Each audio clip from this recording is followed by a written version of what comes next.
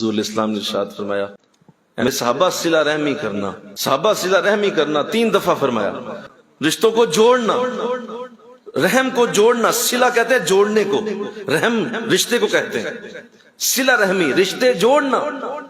صحابہ نے پوچھا حضور 3 بار آپ نے فرمایا، اتنا اہم کام ہے؟ فرمایا ہاں بہت اہم کام ہے۔ فرمایا حضور یہ کیا ہوتا ہے؟ صلہ رحمی کیا ہے؟ فرمایا صلہ رحمی یہ نہیں ہے کہ اگر تمہارے ساتھ اچھا بول رہا ہے، اچھا چل رہا ہے، اچھا محبت کرتا ہے، تم بھی اس کے ساتھ اچھا چلو، اچھی محبت کرو، یہ صلہ رحمی نہیں ہے۔ صلہ رحمی یہ ہے کہ ایک شخص تجھ سے ناراض ہو رہا ہے اور تو اس کے قریب جا کے اسے منانا شروع کر دے، یہ صلہ رحمی۔ اس ٹوٹے ہوئے رشتے کو ٹوٹا ہی چھوڑ دیا، یہ نہ کرنا۔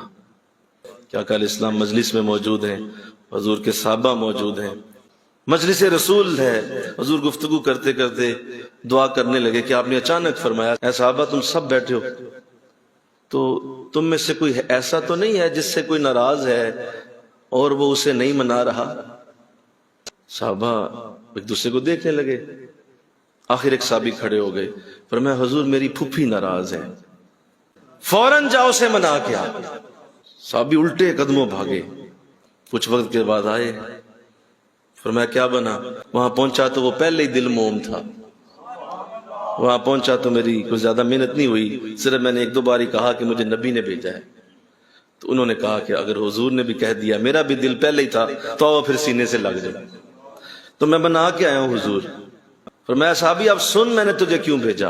اب میں دعا کرنے لگا کہ مجھے جبریل نے آ کے کہا کہ اللہ کے رسول آپ تو دعا کر رہے ہیں لیکن آپ کی مجلس میں ایک قاطع رحم بیٹھا ہوا ہے، اس نے رحم توڑا ہوا ہے، رشتہ توڑا ہوا ہے، حضور آپ کی دعا اللہ کی بارگاہ میں پہنچنے سے وہ شخص رکاوٹ بنا ہوا ہے، جب تک وہ مجلس میں بیٹھا رہے گا ہم دعا کو کیسے اللہ کی بارگاہ میں لے کے جائیں؟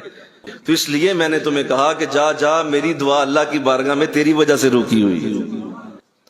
محترم تہجد پڑھتے ہیں، محترم حج کر آتے ہیں، عمرے کر آتے ہیں، باپ ناراض ہے، گھر ماں ناراض بیٹھی ہوئی، بہن ناراض ہے، بھائی ناراض ہے، عزیز ناراض ہیں، کہتے نہیں میں تو بہت نیک آدمی۔